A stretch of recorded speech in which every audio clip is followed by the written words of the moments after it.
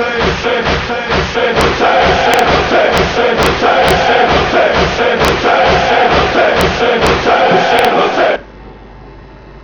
باللہ من الشیطان اللعین الرجیم بسم اللہ الرحمن الرحیم الحمدللہ رب العالمین الصلاۃ والسلام وتحیۃ والاکرام علی النبی المکی المدنی القرشی الہاشمی الابتہی مولانا و مولا الثقلین جد الحسن والحسین ابی القاسم محمد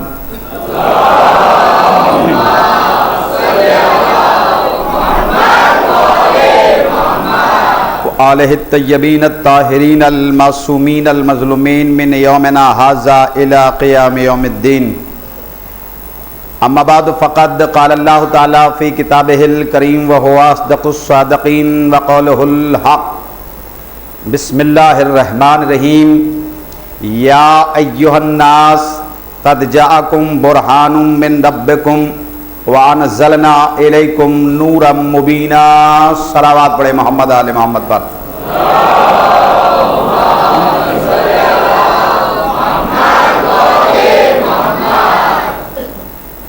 گفتگو کا محور کتاب اور اطرت ہے، اور واجب الوجود نے ممکن الوجود کے لیے قرآن کے وجود کو کائنات میں رکھ کے ہر ایک ممکن الوجود کو علم کی دعوت دی ہے، اور ارشاد ہوا یا ایھا الناس. یہ کسی ایک فرقے سے خطاب نہیں ہے ذات واجب کا، یہ کسی ایک قوم سے خطاب نہیں ہے، بلکہ یہ انسانوں سے خطاب ہے. جہاں بھی انسان کا اطلاق ہوتا ہے خلاق کائنات کا خطاب انسان سے ہے، اس لیے کہ قرآن کسی ایک فرقے کے لیے نازل نہیں ہوا، اور قرآن کسی ایک سبجیکٹ کی کتاب نہیں ہے، بلکہ عالم بشریت کے لیے، انسانوں کے لیے قرآن نازل ہوا. نجات آدمیت کے لیے اور ہدایت بشریت کے لیے اس نے اس آیت میں ایک میسیج دیا. اے لوگو، ہم نے تمہاری ہدایت کے لیے اس کائنات و ہست و بود میں دو چیزیں بھیجی. ایک کو ہم نے برہان کہا اور ایک کو ہم نے نور کہا. برہان سے جو نتیجہ برآمد ہوتا ہے، برہان کا جو مفہوم ہے وہ ہے قرآن، اور نور کا جو مفہوم ہے وہ ہے نور محمد و آل محمد.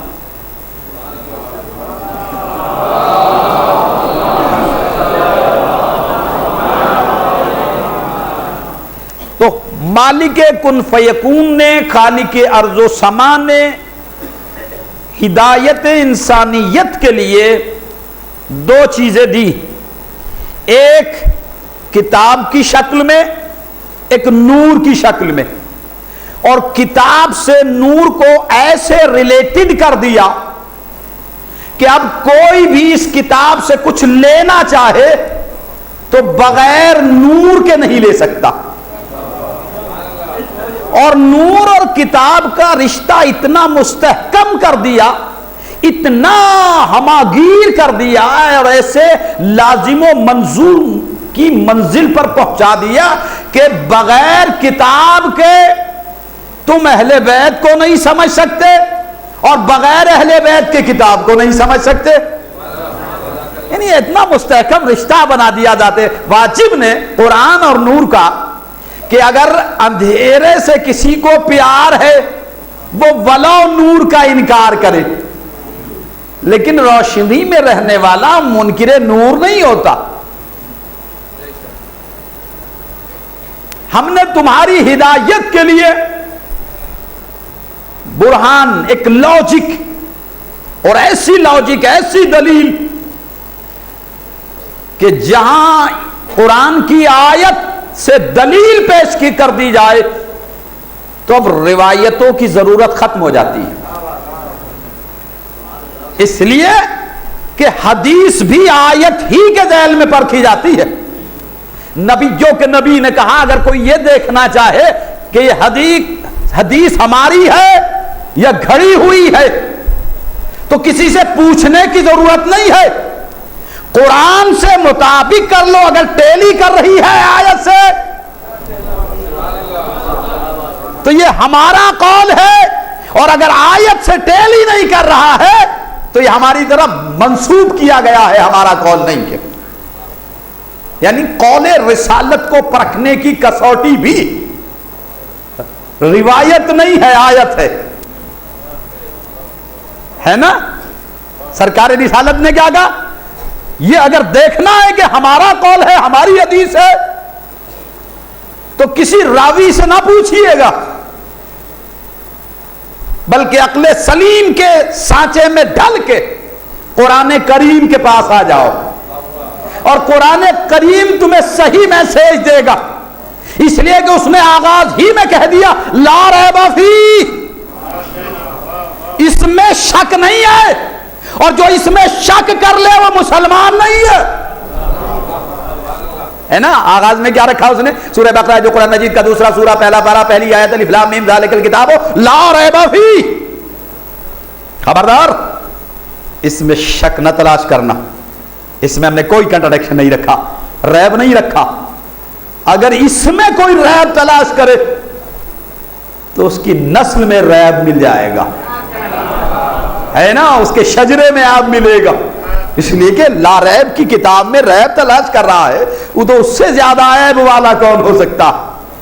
اس لیے اس نے کہا جب وادی قرآن میں آپ بڑھ رہے ہیں اور چاہتے ہیں کہ اس عمیق سمندر سے، علم کے عمیق سمندر سے، اس گہرے سمندر سے کچھ حاصل کرے، معرفت کے کچھ موتی لے، تو خبردار اس یقین کامل کے ساتھ اس کی وادی میں جانا کہ شک کی دیوار منہدم ہو جائے، یقین کی منزل میں کھڑے ہو، اور جب یقین تمہارا کامل ہو تو پھر خالق یقین کے کلام میں یقین خود بخود پیدا ہوگا. اس لیے کہ اگر پہلے ہی سے شک میں مبتلا ہو تو پھر اس میں تمہیں کیسے یقین ہوگا؟ لاکھ دلیلیں دیتے رہے قرآن کی. تو یقین پیدا کب ہوتا ہے؟ جب ایمان پختہ ہو. بے ایمان کو یقین نہیں ہوتا، ایمان والے کو یقین ہوتا ہے. اس لیے دو چیزیں ہیں، ایک ہے یقین اور ایک ہے شک. جہاں یقین ہے وہاں شک نہیں، اور جہاں شک ہے وہاں یقین نہیں. اور جو شک کرنے والا ہے وہ دیکھیں، آپ غور کریں، وہ یقین کی منزل میں کھڑا نہیں ہوگا. اور جو یقین میں اس حد تک کھڑا ہوا ہو کہ سارے پردے ہٹا دیے جائے، وہ دیکھیں، آپ غور کریں، تو اس کے یقین میں ذرہ برابر بھی فرق نہیں آ سکتا. تو یقین، استقامت جب پیدا ہوتا ہے، یقین، اور یقین جب اپنے تکمیل تک پہنچتا ہے تو ایمان کل بنتا ہے. ایمان کل بنتا ہے، اور ایک ایسا ایمان کل بنتا ہے کہ رسول کل اس کی مہر لگا دیتا ہے، برز الایمان کلہ علی الکفر کلہ. یہ ہے کل ایمان جو جا رہا ہے. اور جو بھی جہاں بھی اس کے مقابلے میں آئے گا، پوچھنے کی ضرورت نہیں ہے وہ کون ہے.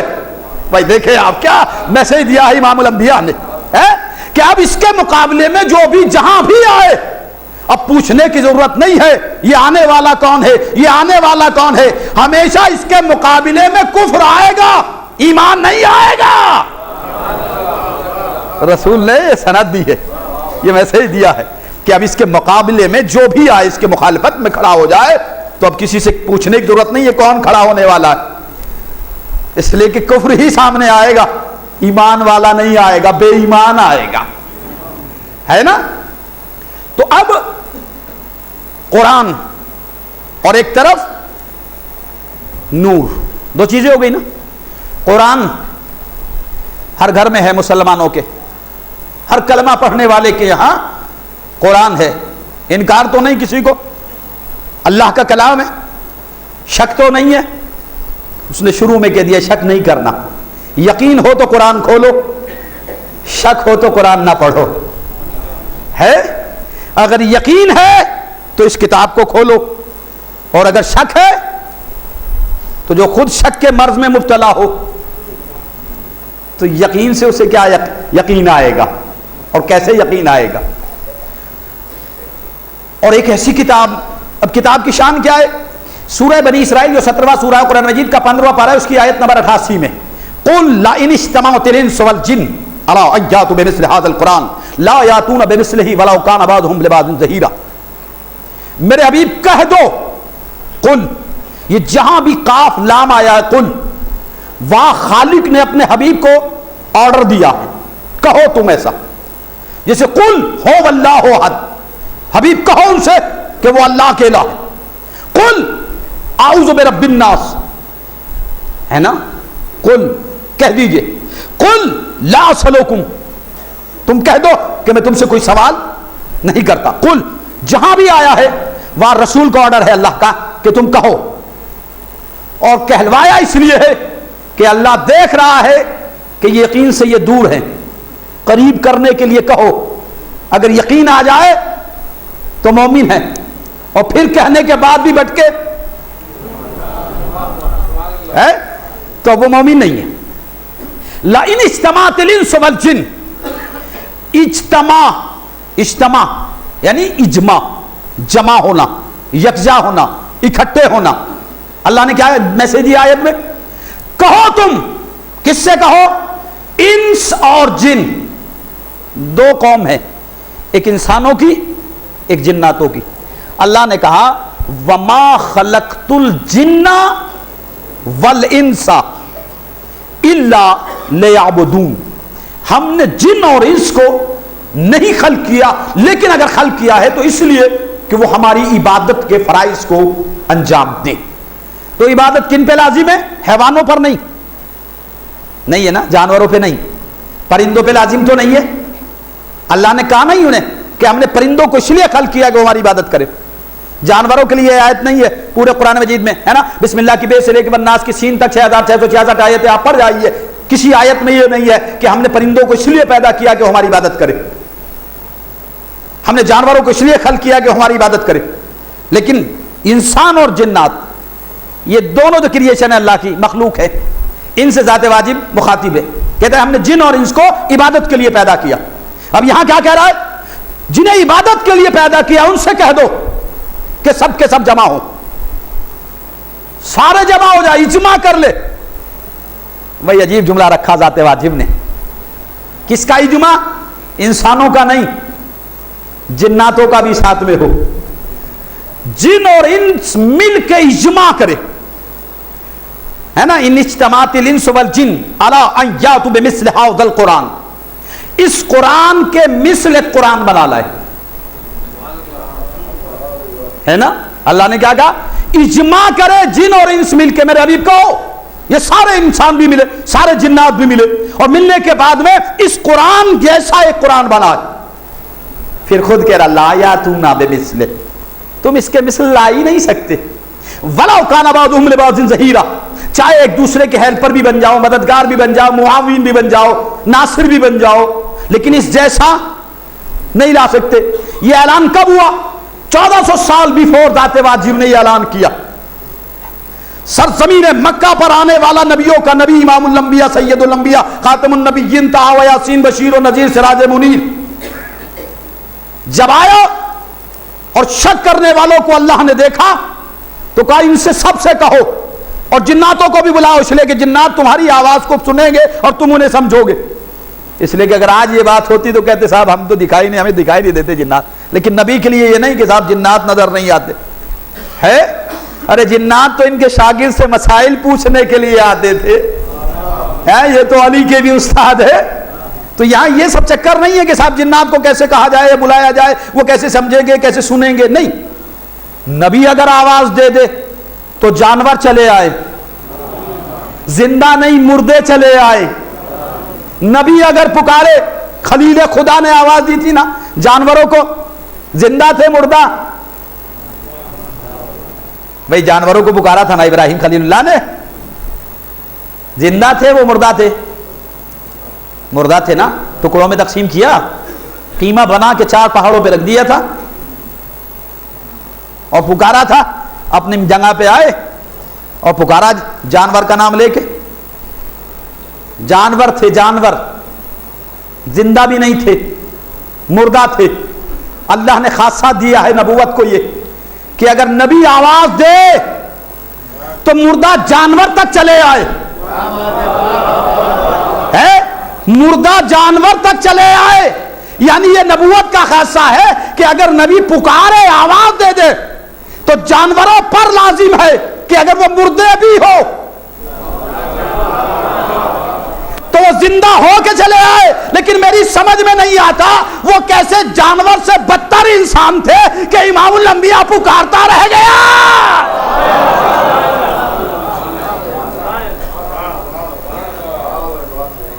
آواز دیتا رہا۔ ارے پڑھیے سورہ آل عمران جو قرآن مجید کا 3 سورہ ہے، 4 پارہ، آیت نمبر 153 میں، اِذْ تُسْعَدُونَ وَلَا تَلْوُونَ عَلَىٰ أَحَدٍ وَالرَّسُولُ يَدْعُوكُمْ فِي أُخْرَاكُمْ۔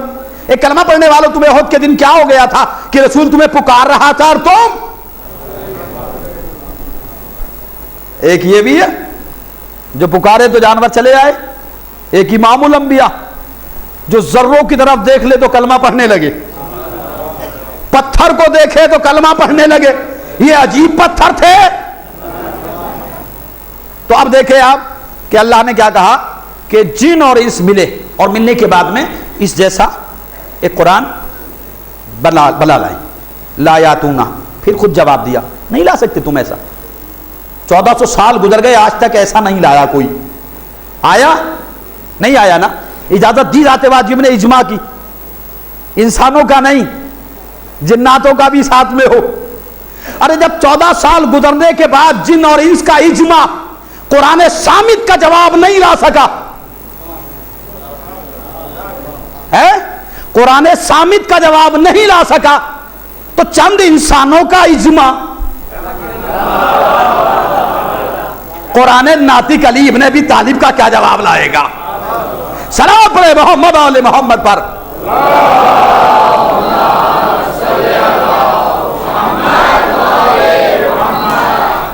آواز دی لا یاتونا بمثلہ، اس کے مثل تم لا ہی نہیں سکتے۔ وَلَوْ كَانَ بَعْضُهُمْ لِبَعْضٍ ظَهِيرًا، چاہے تم ایک دوسرے کے ہیلپر بھی بن جاؤ، معاون و مددگار بھی بن جاؤ، نہیں لا سکتے۔ اور اس نے اپنی بات کو پھر سمیٹتے ہوئے کہا، سورہ ہود 11واں سورہ 12واں پارہ 13ویں آیت، فَاتُوا بِعَشْرِ سُوَرٍ مِثْلِهِ مُفْتَرِيَاتٍ، ٹھیک ہے 114 کی بات نہیں کر رہا ہوں، تم اس کے جیسے 10 سورے بنا لاؤ، 10 سوروں کا جواب لاؤ، لیکن نہیں آیا۔ پھر بات کو اس نے سمیٹا، سورہ بقرہ قرآن مجید کا 2 سورہ 1 پارہ 23ویں آیت، ان کنتم فی ریب مما نزلنا علی عبدنا فاتوا بسورۃ من مثلہ وادعوا شہداءکم من دون اللہ ان کنتم صادقین۔ ان کنتم فی ریب مما نزلنا علی عبدنا، ان شرط ہے اگر تمہیں شک ہے جو کچھ ہم نے محمد پہ نازل کیا اس کے بارے میں، فاتوا بسورۃ من مثلہ، اس کی ایک سورت کی مثل سورت بنا لاؤ، ایک سورت کی۔ اے خالق کن فیکون، اے مالک ارض و سما، تو عقلوں کا بھی خالق ہے، ذہنوں کا بھی مالک ہے، تجھے تو وسعت ذہن کا اندازہ ہے۔ تو کہہ رہا ہے ان سے، کبھی کہتا ہے 114 سوروں کا جواب، کبھی کہتا ہے 10 سورتیں لے آؤ، کبھی کہتا ہے ایک سورت کے عوض میں ایک سورت بنا لاؤ۔ تو رب کائنات، تو بار بار ان سے سورت کا مطالبہ کر رہا ہے، 114 سورتیں لاؤ، 10 سورتیں بنا لاؤ، ایک سورت بنا لاؤ۔ اے خالق کائنات، تو ان سے کہہ رہے سورتیں لاؤ، سورتیں لاؤ، یہ اپنی سورت کبھی آئینے میں نہیں دیکھتے، یہ قرآن کی سورت کا کیا جواب لائیں گے؟ سلام پڑھے محمد آل محمد پر۔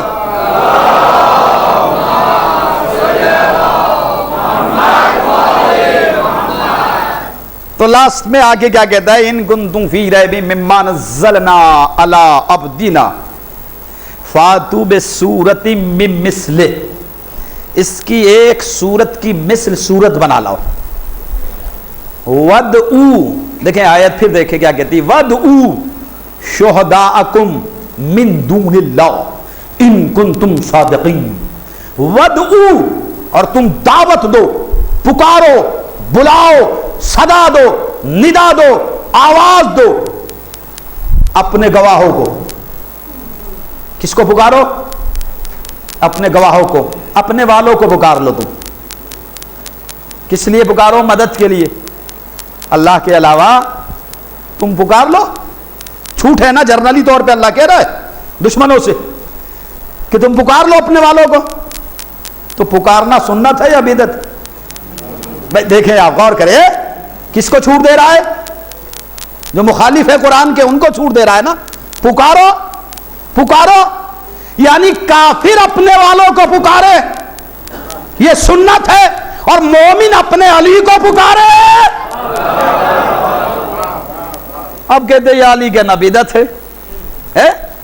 آواز آتی صاحب ہے علی کو پکار رہے، مدد کے لیے اللہ کو پکارو.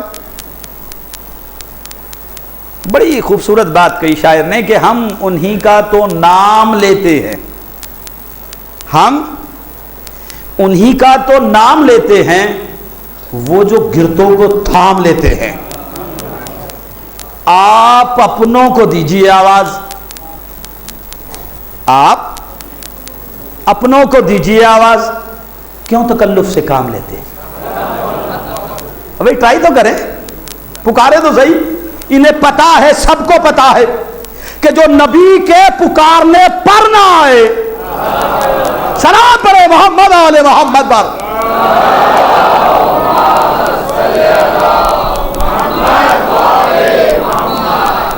تو یہاں ایک کنڈیشن لگائی خلاق کائنات نے، وَدْعُوا شُهَدَاءَكُمْ، تم اپنے گواہوں کو پکارو.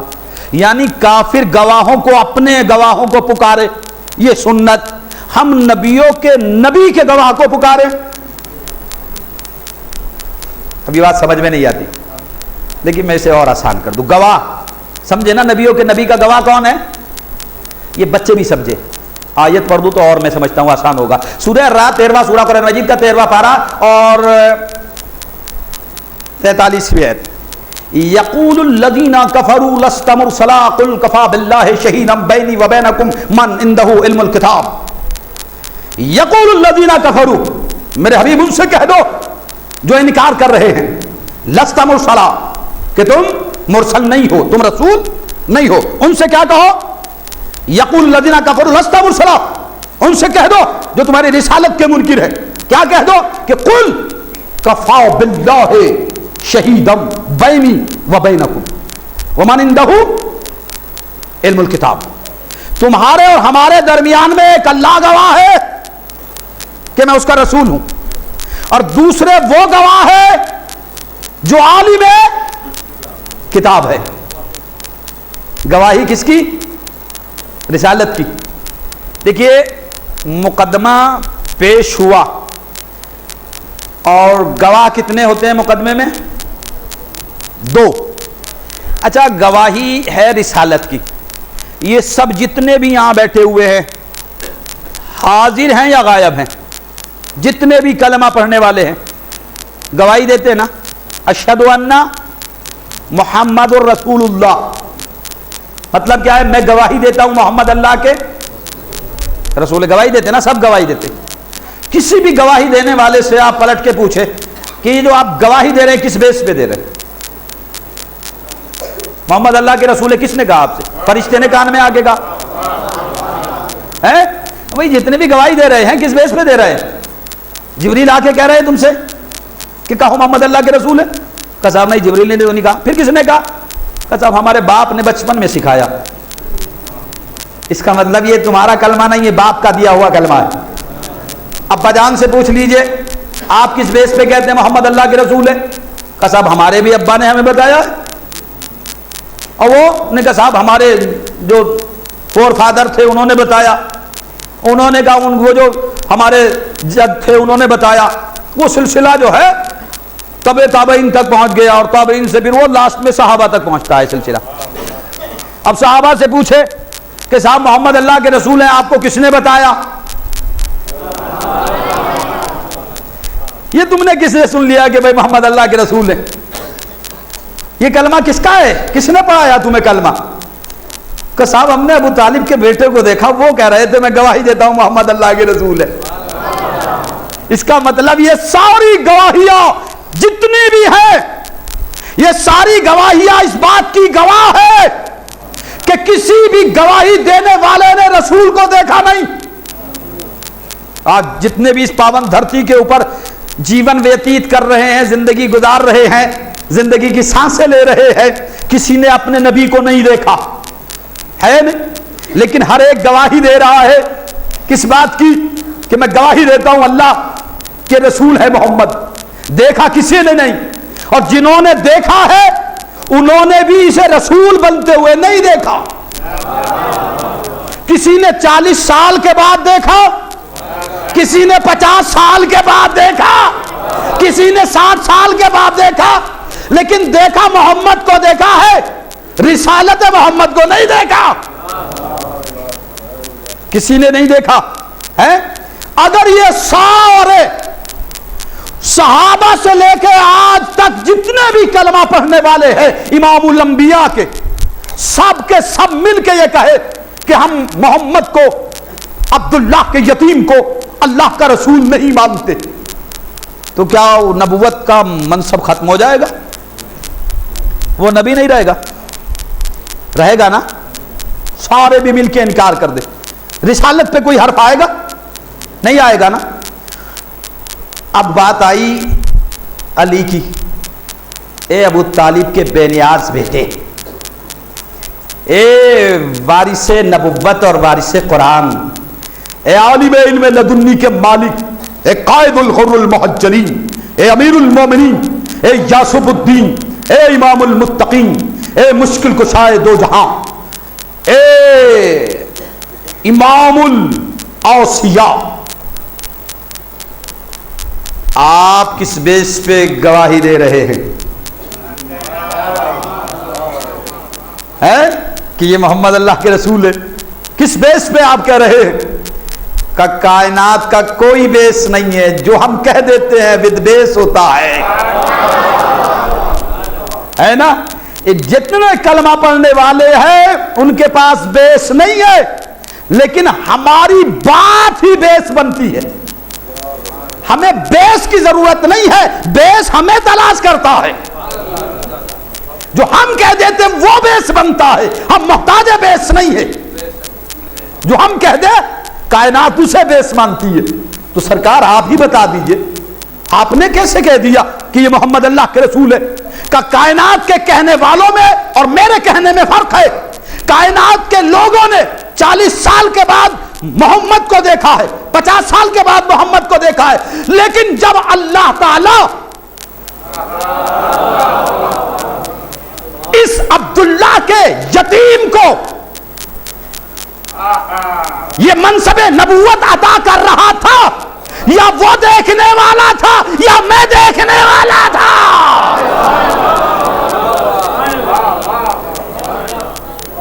تو میرے سامنے تو اس خلت سے نوازا گیا ہے، میں گواہی نہیں دوں گا تو کون دے گا؟ ارے فرشتے نہیں تھے جو گواہی کے لیے آ جائے، زمین اور آسمان تیار نہیں ہوئے تھے تو مخلوق کہاں تھی؟ تو میں گواہی نہیں دوں گا تو کون گواہی دے گا؟ میری گواہی کو لوگ بیس بنا کے کلمہ پڑھتے ہیں محمد اللہ کے رسول ہے۔ امام فرزند علی ابن ابی طالب چاہنے والوں کے درمیان میں ہیں، اور علامہ مجلسی نے حق الیقین میں بھی اس واقعے کو درج کیا کہ مولا فرماتے ہیں کہ میدان محشر میں سارے نبیوں سے اللہ پوچھے گا، آدم تم نے حق تبلیغ ادا کیا؟ جی کیا، گواہ لاؤ۔ اب امت والوں کو کہیں گے بھائی چلو اللہ کی بارگاہ میں گواہی دو، امت ہر آدمی اپنے میں گم ہوگا وہاں، کس میں ضرورت ہے وہ نبی کا گواہ بنے؟ وہ خود ہی اپنا گواہ کسی کو تلاش کر رہا ہوگا. انہوں نے کہا بھائی ہم کہاں گواہی دے سکتے, ہم اپنی جان خود بچانے کے لیے تیار ہیں. آپ تو جب آپ نبی ہوگے اس منزل میں ہیں تو ہم تو آپ کے امتی ہیں, کوئی گواہی نہیں دینے کے لیے تیار. نوح تم گواہ لاؤ, حق تبلیغ تم نے ادا کیا. جو جھٹلا رہے تھے نوح کو, ظاہر ہے کہ وہ گواہی کے لیے کیسے تیار ہو جائیں گے؟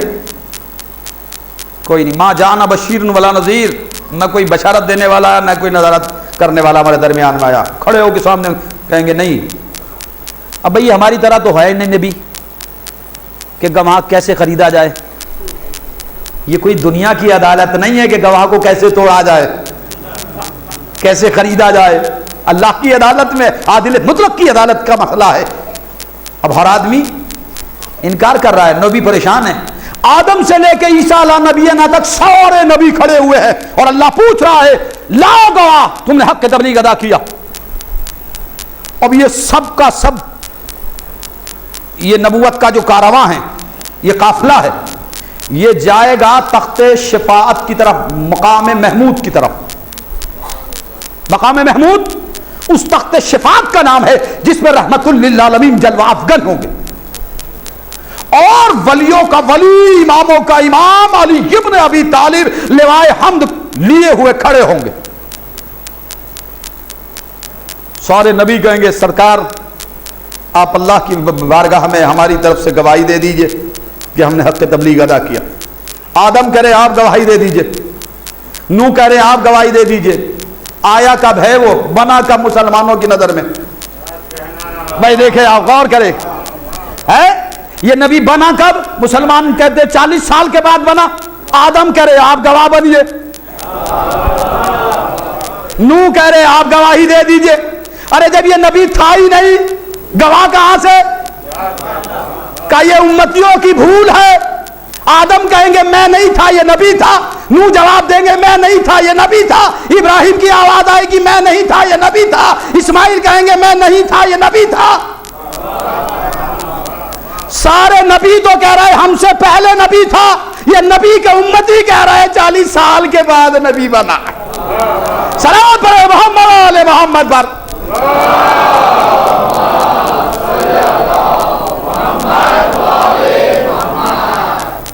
تو کیا کہہ رہے ہیں سارے نبی کھڑے ہوئے دستے ادب جوڑ کے رسالت پناہ کے سامنے, اے امام الانبیاء آپ بارگاہ زدی میں ہماری طرف سے گواہی دے دیجئے کہ ہم نے حق تبلیغ ادا کیا.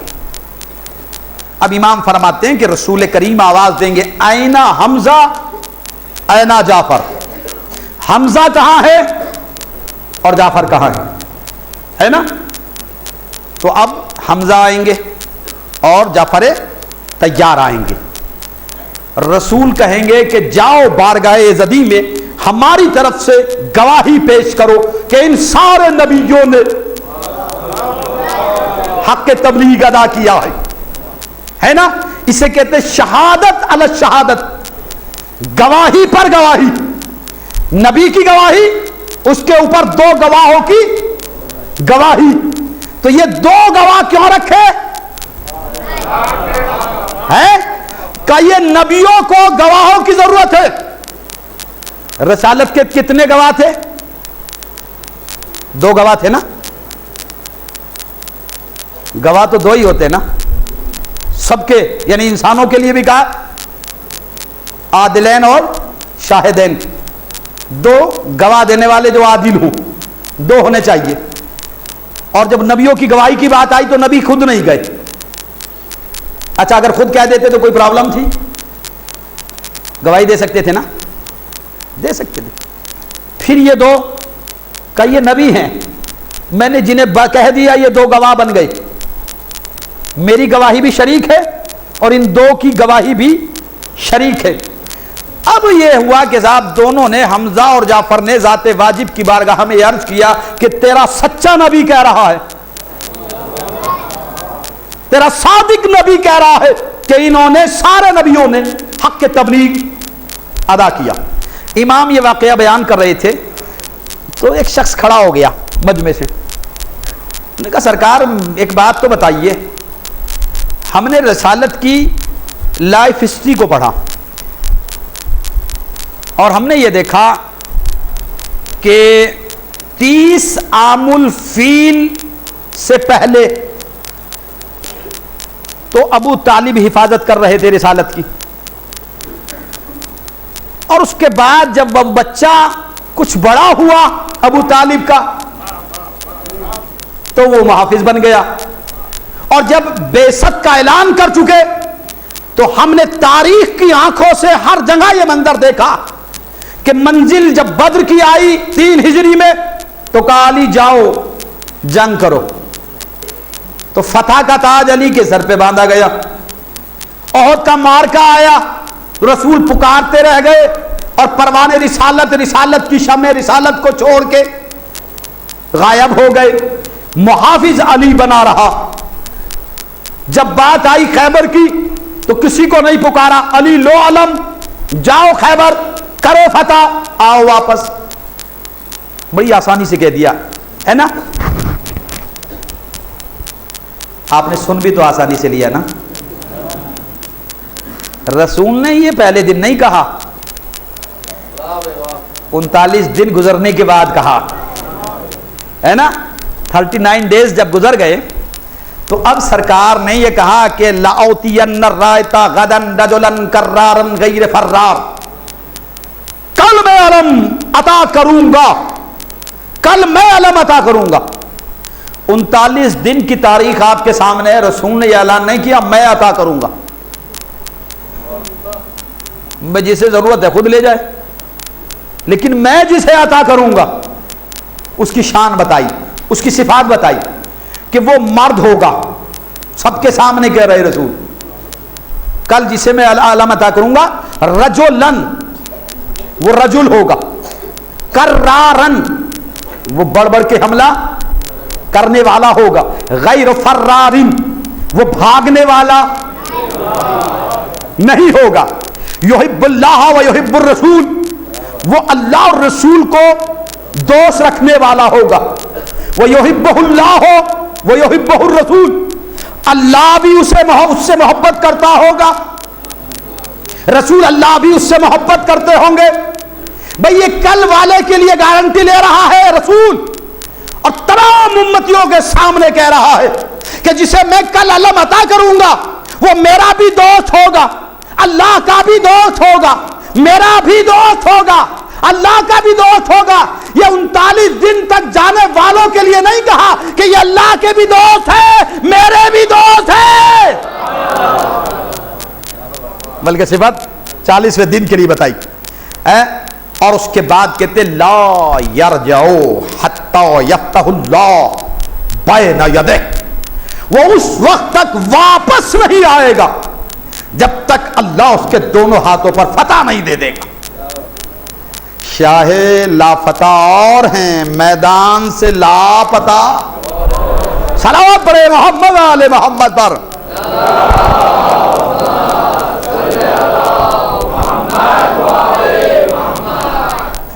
دیکھیے رسول نے جب اعلان کر دیا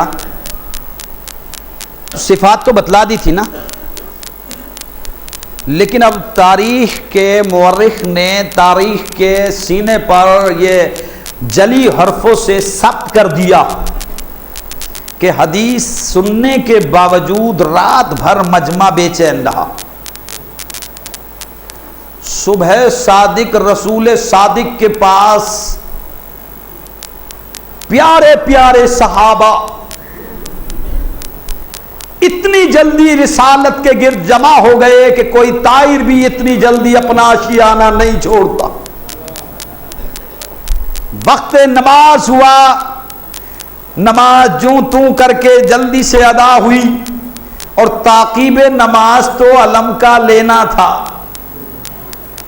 رات بھر ڈرائی کلین ہوتے رہے ہیں لوگ، اپنے قد و قامت میں اضافہ کرتے رہے، رسول نے حدیث فرما دی، صحابہ کے درمیان میں اپنی حیات میں رسول کی ایک حدیث تمام چاہنے والے، تمام کلمہ پڑھنے والے، یہ پیارے پیارے صحابہ موجود ہے، لیکن اس حدیث کے بعد کوئی تاریخ نہیں کہتی کہ سلمان نے آ کے رسول کے سامنے یہ کہا ہو کہ رسول اللہ علم مجھے نہیں ملے گا، یا ابو ذر نے کوشش کی ہو کہ علم مجھے مل جائے، یا مقداد نے کوشش کی ہو کہ علم مجھے مل جائے، یا بلال نے کوشش کی ہو کہ علم مجھے مل جائے، یا قمبر نے کوشش کی ہو علم مجھے مل جائے، لیکن ہاں وی آئی پی قسم کے جتنے بھی تھے وہ رسول کے گرد جمع ہو گئے تھے، وہ لمبے لمبے قد والے ہیں، اپنے اپنے قدوں کو اور بڑھا کے اپنے چہروں کو دکھا رہے تھے تاکہ رسالت کی نظریں کسی کے خوبصورت چہرے پر رک جائے اور رسولوں کا رسول اسے علم عطا کر دے۔ مجمع جمع ہو گیا رسول کے گرد۔ ایک مرتبہ آفتاب رسالت رونما ہوا، روشنی پھیلی، نگاہ رسالت نے مجمع کو دیکھا اور دیکھنے کے بعد ایک جملہ کہا، اینا اینا علی ابن ابی طالب۔ علی کا یہ جملہ خرمن صحابہ پر بجلی بن کے گرا، اور ایک مرتبہ صحابہ نے خاک کو دیکھ کے کہا کہ رات بھر کی محنت خاک میں مل گئی۔ صاحب مالک ایمان نے مجمع سے ایمان والوں کو منتخب کیا، ایک 10 درجے والے کو اٹھایا، ایک 9 درجے والے کو اٹھایا، سلمان تم بھی اڑ جاؤ، ابو ذر تم بھی اڑ جاؤ، ایک 9 درجے کا ایمان رکھتا ہے، ایک 10 درجے کا ایمان رکھتا ہے، اور نبی جو خالق ایمان ہے، مالک ایمان ہے، ایمان والوں کو بلاتا ہے، سلمان تم بھی ایمان والے ہو، ابو ذر تم بھی ایمان والے ہو، سلمان تم 10 درجے لیے ہوئے ایمان کے ہو، ابو ذر تمہارے پاس 9 درجے ایمان کے ہے، اے ایمان والو جاؤ کل ایمان کو بلا کے لے آؤ تاکہ پتا چل جائے کہ بے ایمان کون ہے، کل ایمان کون۔ سلام پڑھے محمد علیہ محمد پر۔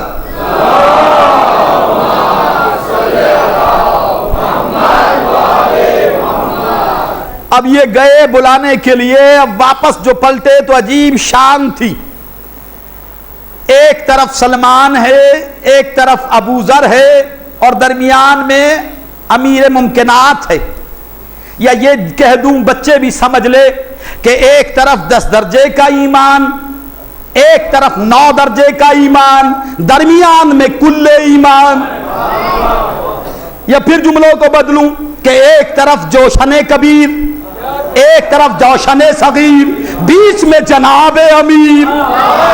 سلام پڑھے محمد علیہ محمد پر۔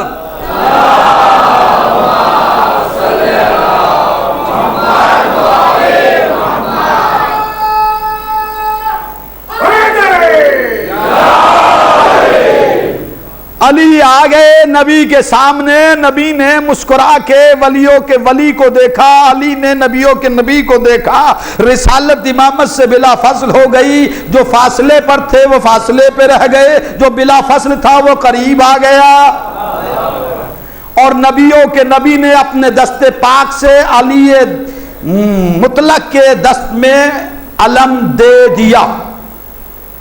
علم کا ملنا تھا، ایک عجیب کیفیت دیکھی گئی، کاش اس وقت یہ کیمرہ ہوتا تصویریں ریکارڈ ہو جاتی، اور آج سب دیکھتے کہ چہروں کی رنگتیں کس انداز میں بدل رہی تھی، چہروں کے اتار چڑھاؤ کا اندازہ تو تب ہوتا۔ یہ تو ابھی گفتگو ہو رہی ہے، آپ کو اتنا لطف آ رہا ہے، جب عجیب عجیب چہرے دکھائی دیتے تو کیا منظر ہوتا۔ تو اب عالم یہ تھا عزیزو، سن لیجئے گا کہ عالم یہ تھا مجمع کا، جب نبی نے علی کو علم دیا تو اب مجمع کا عالم ساری رات کا جاگا ہوا، یہ مجمع دے دیا نا نبی نے علم علی کو، علی تو آگے بڑھ گئے، لیکن مجمع کی کیفیت کیا ہوئی کہ بیچارہ یہ سارا کا سارا مجمع آنکھ ملتا ہوا آیا تھا، ہاتھ ملتا ہوا چلا گیا۔ علم جسے ملنا تھا وہ مل گیا. لیکن میں اس منزل پہ ایک جملہ اور کہتا ہوں کہ بھائی علم تو سبھی کو ملا, علم تو سب کو ملا خیبر میں. علم ایک تو عین لام میم, ماشاءاللہ سمجھ گئے جو صاحب فہم ہے نا, اور ایک الف لام میم. الف لام میم کے معنی ہے رنج, غم,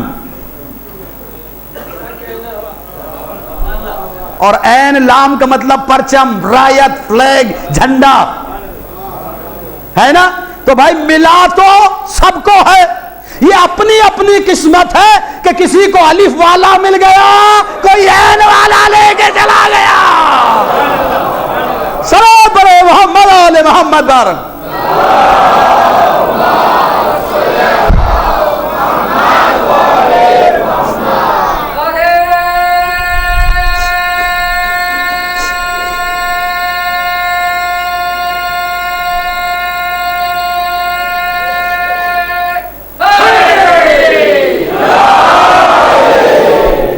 تو ملا تو سبھی کو ہے, کوئی تو محروم نہیں رہا بھائی, یا رہ گیا تھا کوئی محروم. یہ اپنی اپنی قسمت تھی کہ 40ویں دن کسی کو عین والا مل گیا اور کسی کو الف والا مل گیا. قرآن نے کیا کہا بھائی, سورہ حشر جو 59واں سورہ 28واں بارہ اس کی آیت نمبر 7, ما اتاکم الرسول فخذوہ, جو رسول تمہیں عطا کرے, ہے نا. کیا کہا تھا, لَأُعْطِيَنَّ الرَّائِطَ غَدًا رَجُلًا كَرَّارًا غیر فرار, کل میں علم عطا کروں گا. آیت نے کیا کہا, رسول جو تمہیں عطا کرے اسے لے لو, اسے لے لو. عطا کسے کیا, علی کو. کیا عطا کیا, علم, ہے نا, عطا کیا تھا نا علی کو. تو بھائی اب یہ علی نے کسے دے دیا, اولادی کو تو دے گا باپ, میراث کہاں جائے گی بھائی, اولاد پہ ہی تو تقسیم ہوگی نا. تو آج کے دور میں کوئی اگر دیکھنا چاہے کہ رسول نے کس کے بزرگوں کو دیا تھا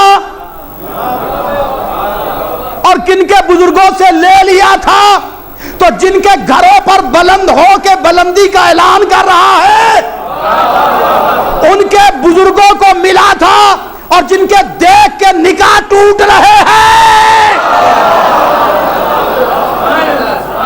صلوات پڑھو محمد آل محمد پر.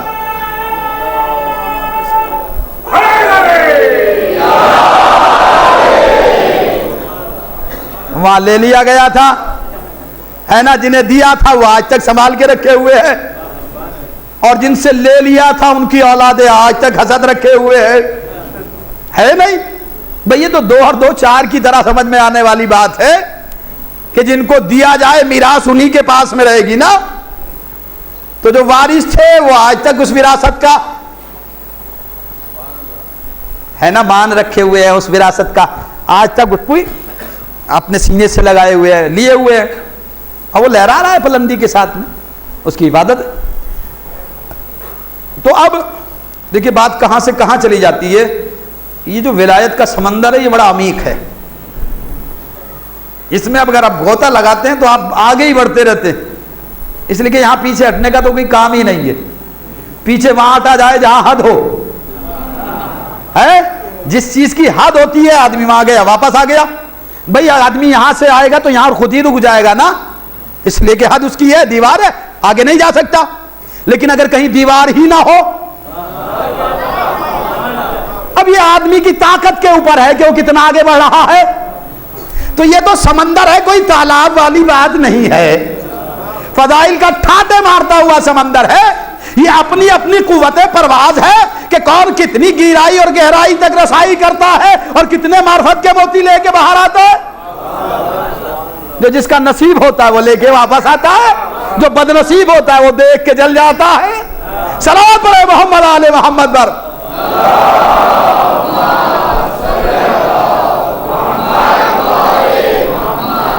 تو میں پھر واپس لا رہا ہوں, گواہی ذہن میں ہے نا, اشہد ان, گواہی ذہن میں ہے نا, واپس آ گئے.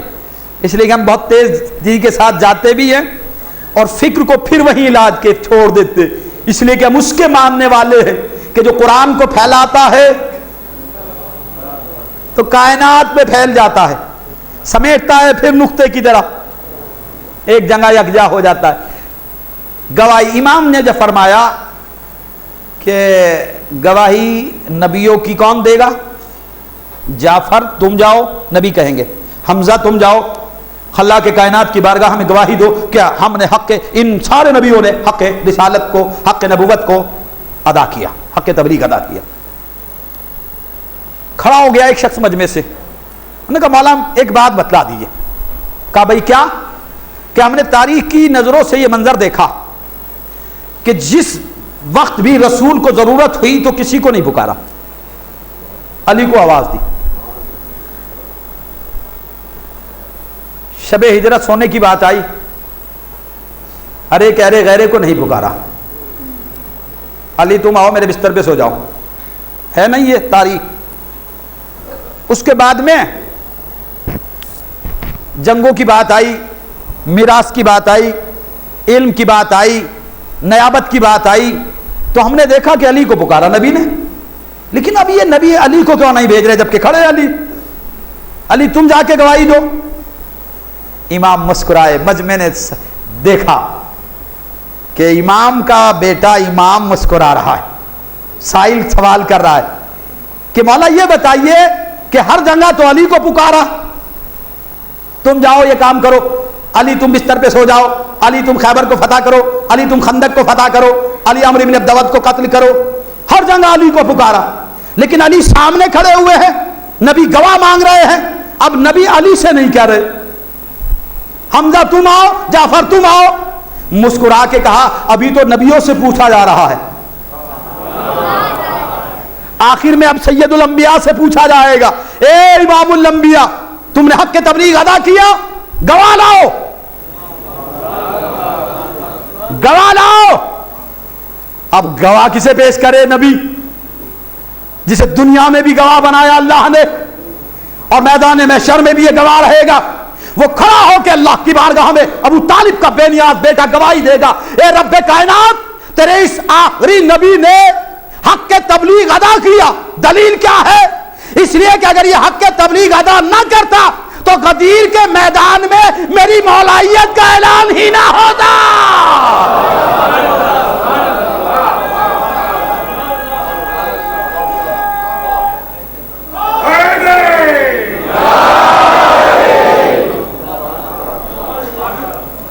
یہ نعرہ لگاتے ہوئے شرم محسوس نہیں کرنی چاہیے, علی نے کسی میدان میں شرمندہ نہیں کیا ہے. یہ کوئی اور ہوگا جو نعرہ لگا کے شرمندگی محسوس کرے گا. علی والے تو ہر میدان میں, اس لیے کہ ہر میدان کے فاتح کا نام علی ہے. صلوات پڑھے محمد آل محمد پر.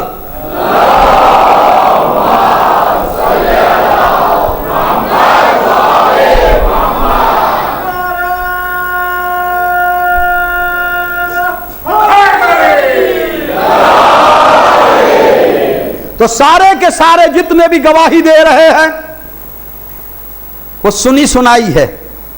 اور ایک اکیلا ابو طالب کا بیٹا کہ ہم سن کے نہیں, جو بات کہتے ہیں ہم سن کے نہیں, ہم کہتے ہیں سب سنتے ہیں. بھئی سب میں اور ہم میں فرق یہ ہے کہ سب سن کے گواہی دیتے ہیں اور ہم سناتے ہیں, وہ گواہی بن جاتی ہے.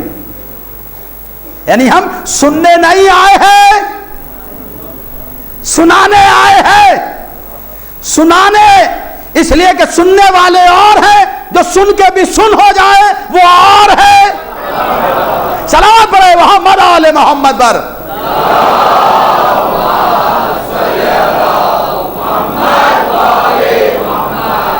سن سننا سنانے کے لیے آئے ہیں. کہا تم سننے والے ہو, ہم سنانے والے, اور جو ہماری سن کے انسنی کر دے تو پھر وہ بھی انسنی کر دے گا. اس لیے کہ اگر یہاں سے ریجیکٹ کر دیا جائے تو پھر کسی بھی آفس میں یہ اپلیکیشن ایکسیپٹ نہیں ہوگی. لا یجوز احد الصراط الا من کتب علی الجواز. علی اگر پروانہ نہ دے تو صراط مستقیم سے کوئی گزر ہی نہیں سکتا. اور اگر گزر بھی جائے تو نبی نے کہا یا علی انت قسیم النار والجنہ، تقسیم بھی تمہارے ہی حوالے سے ہوگی، جنت بھی جہنم بھی۔ کوئی اگر بچ کے جائے گا بھی ہے، وارث جنت سے بچ کے کہاں جائے گا؟ جہنم میں۔ وہ بھی خود نہیں جائے گا، وہاں بھی علی کی ضرورت ہوگی، اس لیے کہ قاسم جنت و نار یہی ہے، تو بغیر ان کے تو کام بھی نہیں چلے گا۔ اگر جہنم بھی کوئی جائے گا تو اشارے ہی سے جائے گا۔ حالانکہ کائنات کے اس رسول نے اعلان کیا یا علی انت قسیم النار والجنہ، علی تم تقسیم کرنے والے ہو جنت اور جہنم کے، یہی ہے نا تقسیم کرنے والا۔ تو سب کی گواہی میں اور علی کی گواہی میں فرق ہے۔ ایک اکیلا اگر انکار کر دے تو ساری رسالت اور نبوت خطرے میں پڑ جائے۔ ایک اکیلا ابو طالب کا بیٹا، ساری نبوتوں کا تاج محل گر جائے، ساری نبوتوں کا جو بھرم ہے وہ ختم ہو جائے ایک انکار کے اوپر۔ دیکھا آپ نے، ایک باپ ایک بیٹا، ایک انکار ہے باپ کا،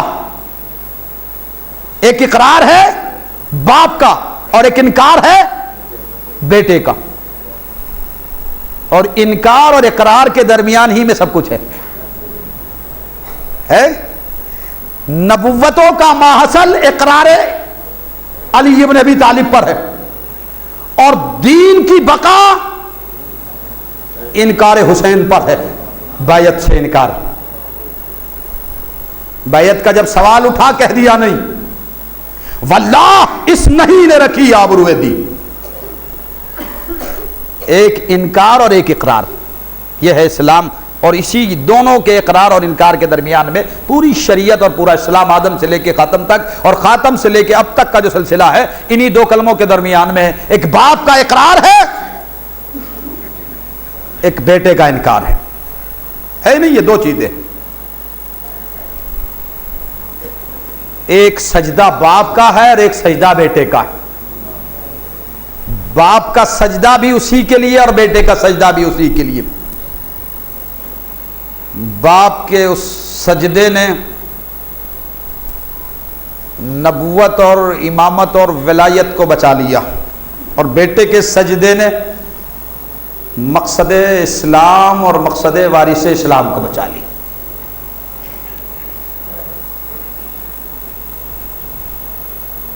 کل کنٹینیو ہوگا سلسلہ انشاءاللہ، لیکن آپ تھوڑا سا غور کر لیں۔ وارث قرآن بن کے حسین دیکھ زار نینوا پہ گئے، اور محرم کا چاند کل چاہنے والوں نے دیکھا۔ اس چاند کو ام سلمہ نے بھی دیکھا، اس چاند کو حسین کی بیمار بیٹی صغرا نے بھی دیکھا۔ چاند رونما ہوا اور چہرے رنجیدہ ہو گئے، غم زدہ ہو گئے، اس لیے کہ فاطمہ کا چاند اسی ماہ میں گہن کی منزل میں پہنچ گیا تھا۔ ام سلمہ جب جا رہے ہیں حسین تو کہتی بیٹا تم کہاں جا رہے ہو میرے لال؟ نانی اماں میں عراق جا رہا ہوں۔ بیٹا تیرے نانا نے مجھ سے یہ کہا تھا کہ جب حسین عراق جائے گا تو پھر واپس پلٹ کے نہیں آئے گا۔ بیٹا میں نہیں چاہتی کہ تو عراق جائے، اس لیے کہ تیرے نانا کی حدیث میرے سامنے آ گئی۔ تیرے نانا نے ایک دن کہا تھا کہ جب میرا حسین مدینے کو چھوڑے گا تو مدینہ ویران ضرور ہوگا، لیکن ایک ریگزار کو اس طریقے سے آباد کرے گا کہ اس نینوا کے ذرے خاک، اس خاک کو خاک شفا بنا دے گا کہ اب زائر جہاں سے مٹی اٹھائے گا وہ خاک پاک بن جائے گی۔ نانی بس دعا کیجئے کہ میں اپنے مقصد میں کامیاب ہو جاؤں۔ بیٹے میرا کلیجہ بیٹھا جا رہا ہے، تیرے نانا کے وہ جملے میرے کانوں سے اب بھی ٹکرا رہے ہیں۔ کہا تھا کہ میرا حسین جب مدینہ چھوڑے گا اور کربلا جائے گا تو 3 دن کا بھوکا پیاسا وہاں شہید کر دیا جائے گا۔ بیٹا کربلا کا منظر بتایا تھا نانی اماں، اور کچھ بتایا تھا نانا نے؟ کہاں بیٹا، بتایا تھا کہ جو میرے حسین کی زیارت کرے گا شہادت کے بعد، جو بھی قبر حسین کی زیارت کو جائے گا 90 حج کا ثواب اسے عطا کرے گا اللہ۔ نانی آپ روئیے نہیں، آپ دعا کیجئے میرے حق میں کہ میں کربلا پہنچ جاؤں اور اپنے نانا کے مقصد کو کامیابی تک پہنچا دوں۔ نہیں بیٹا، میرا دل بیٹھا جا رہا ہے۔ تیرے نانا نے کہا تھا نانی اماں میں یہ چاہتا ہوں کہ سب سے پہلی زائرہ آپ بنے کربلا کی۔ بیٹا وہ کیسے بنوں گی؟ ایک مرتبہ حسین نے 2 انگلیوں کا اشارہ کیا، نانی یہ دیکھیے میری دونوں انگلیوں کے درمیان میں۔ اب جب ام سلمہ نے دیکھا تو کربلا کا منظر سامنے آ گیا۔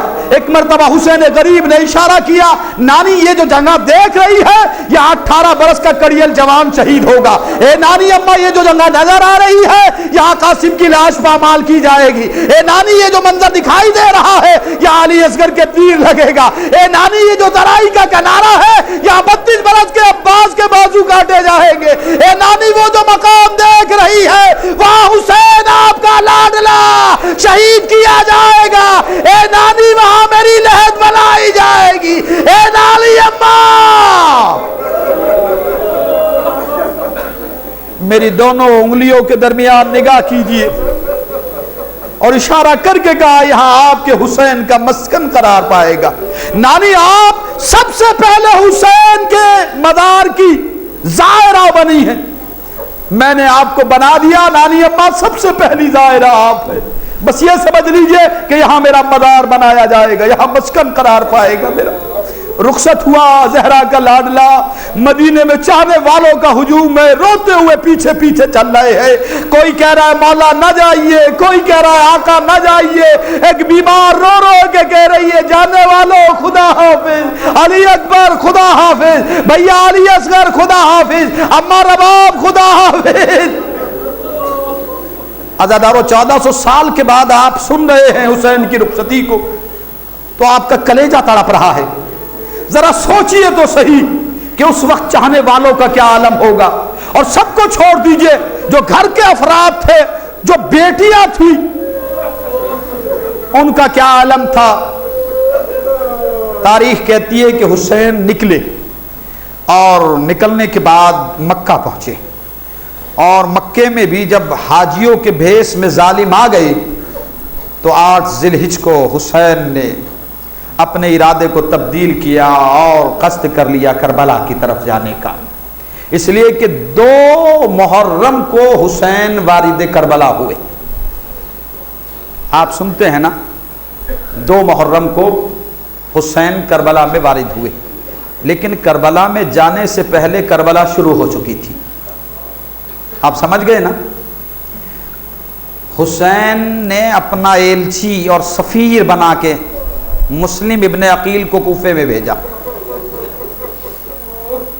زہرا کا لاڈلا اپنے قافلے کے ساتھ آگے بڑھ رہا ہے، اور جیسے ہی منزل سیلبیہ پہ پہنچے حسین تو ایک مرتبہ حسین نے کوفے کا رخ کیا، اور رخ کرنے کے بعد آواز دی السلام علیک یا سفیرۃ الحسین، السلام علیک یا محتمدی، اے میرے سفیر تجھ پر میرا سلام، اے میرے چچا کے بیٹے تجھ پر میرا سلام۔ اس آواز کو محمل میں بیٹھی ہوئی زینب نے سنا، تڑپ کے آواز دی عباس۔ دوڑا ہوا قمر بنی ہاشم شہزادی کے قریب آیا، کیا حکم ہے شہزادی؟ میرے بھائی نے کسے سلام کیا ہے؟ یا میرا غریب بھیا کسے سلام کر رہا ہے؟ غازی عباس حسین کے سامنے کھڑے، شہزادی پوچھ رہی ہے مولا کسے سلام کیا؟ عباس شہزادی کی محمل کو بٹھا دیا جائے۔ محمل بیٹھ گئی، اور بیٹھنے کے بعد کہا کہ زینب کو میرے قریب لے آؤ۔ شہزادی حسین کے قریب آئی، تڑپ کے پوچھ رہی ہے شہزادی بھیا تم نے یہاں کسے سلام کیا؟ کہا میں نے اپنے سفیر مسلم کو سلام کیا۔ کہاں ہے میرا بھائی مسلم؟ زینب میرے قریب آ جاؤ۔ آ گئی شہزادی قریب۔ عباس تم بھی میرے قریب آ جاؤ۔ عباس کو اس لیے بلایا کہ عباس کا دوہرا رشتہ ہے مسلم سے، ایک چچا کے بیٹے بھی ہے، ایک عباس کی بہن کا سہاگ بھی ہے۔ عباس تم بھی قریب آ جاؤ۔ اب خدا کسی بہن کو بھائی کا یہ منظر نہ دکھائے، اس لیے کہ مسلم کو اب جو دیکھا تو عالم یہ تھا کہ ہاتھ پس سے گردن بدے ہوئے تھے، سینے پہ تیر لگا ہوا تھا، دانت ٹوٹے ہوئے تھے، پیشانی سے خون بہ رہا تھا۔ شہزادی تڑپ کے پوچھ رہی ہے میرا بھائی کہاں ہے؟ حسین نے ایک مرتبہ 2 انگلیوں کا اشارہ کیا، بہن ذرا غور سے دیکھو۔ اب جو دیکھا تو عجیب منظر دیکھا۔ کیا دیکھا کہ ایک قیدی ہے جس کے ہاتھ پر سے گردن بندھے ہوئے ہیں، پیشانی سے خون بہ رہا ہے اور سینے پہ تیر لگا ہوا ہے، اور اسے ایک جلاد بالا خانے کی طرف لے جا رہا ہے۔ تڑپ کے کہا میرا بھائی تو نظر نہیں آ رہا ہے، ہاں ایک قیدی نظر آ رہا ہے جس کے ہاتھ پر سے گردن بندھے ہوئے ہیں۔ حسین نے کہا زینب پہچان، یہ کوئی قیدی نہیں ہے، یہ تیرا بھائی مسلم ہے۔ ہاں زادارو یہی حق ہے گریا کا۔ بڑی دعائیں دیتی ہے زہرا، فاطمہ زہرا میرے بچے کے آزادار سلامت رہے، میرے بچے کے ماتمدار سلامت رہے۔ یہ گریا جن کی آنکھ سے جاری ہوتا بڑی دعائیں دیتی ہے فاطمہ زہرا۔ ٹوٹی ہوئی قبر چھوڑ کے عزا خانے کی زینت بننے والی نبی کی بیٹی جب عزاداروں کو روتے ہوئے دیکھتی ہے، اور حسین کی ایک یتیم بچی بھی مجلس میں آتی ہے جو روتے ہوئے عزاداروں کو دیکھ کے پھوپھی زینب سے کہتی پھوپھی اماں یہ رو کیوں رہے، یہ رو کیوں رہے ہیں؟ اور زینب کہتی ہے بیٹی یہ تیرے غریب بابا کو رو رہے، تیرے حسین کی مظلومیت پہ اشک بہا رہے۔ پلٹ کے کہتی ہے کوئی انہیں تماچے کیوں نہیں لگاتا، کوئی انہیں تازیانے کیوں نہیں مارتا؟ بیٹی تیرے بابا پہ رونا جرم تو نہیں ہے؟ کہا اگر بابا پہ رونا جرم نہیں ہے تو میرے بھیا سجاد کی پشت کو تازیانوں سے زخمی کو کیا گیا۔ جب بھی میں بابا پہ رونا چاہتی تھی شمر کا تازیانہ میری پشت پہ آ کے لگتا تھا، میرے چہرے کی رنگت۔ کربلا سے کوفہ اور کوفے سے شام تک بدلتی چلی گئی۔ ہاں زادارو ایک مرتبہ حسین کہتے زینب پہچان یہی تیرا بھائی مسلم ہے، یہی تیرا بھائی مسلم ہے۔ مسلم کو جلاد بالا خانے پہ لے گیا اور ایک مرتبہ گردن کو سفین پہ رکھا، تلوار کو نیام سے نکالا۔ جیسے ہی جلاد تلوار چلانا چاہتا تھا مسلم نے گردن کو اٹھا لیا۔ وہ جلاد کہتا ہے شہادت تو تمہاری عادت ہے، موت کے خوف سے گردن اٹھا رہے ہو؟ کہ نہیں میں موت کے خوف سے گردن نہیں اٹھا رہا، بلکہ میں ایک مرتبہ اپنے آقا سے کہنا چاہتا ہوں مولا اب کوفے میں نہ آئیے گا۔ مسلم نے اپنا چہرہ بلند کیا، مدینے کی طرح رک کر کے آواز دی میرے آقا حسین کوفہ اس قابل نہیں ہے کہ آپ کوفے میں آئے، اے میرے مولا آپ کوفے میں نہ آئیے گا۔ بھائی اتنا کہا گردن کو دیوار پہ رکھ دیا، جلاد نے تلوار نکالی، مسلم کی زلفوں میں ہاتھ ڈالا، ڈالنے کے بعد تلوار کو چلایا۔ زینب نے بھی اپنے بھائی کا یہ منظر دیکھا، عباس نے بھی یہ منظر دیکھا۔ ایک بہن تڑپ کے کہتی ہے ارے میرا بھائی مسلم کوئی بچانے والا نہیں ہے۔ عباس تلوار کے دستے پہ ہاتھ رکھ کے کہہ رہے ہیں اے آقا مجھے اجازت دے دیجئے، ارے میرا مسلم کوفے میں اکیلا ہے۔ ایک مرتبہ سرطن سے جدا ہوا، لاش ایک طرف گر گئی، سر ایک طرف گرا، عباس طرف گئے ارے میرے مسلم پہ کوئی رونے والا نہیں۔ حسین نے کہا ذرا غور سے دے، اما فاطمہ زہرا مسلم کے لاشے پہ آ گئی، ایک بی بی مسلم کی لاش پہ ماتم کر رہی۔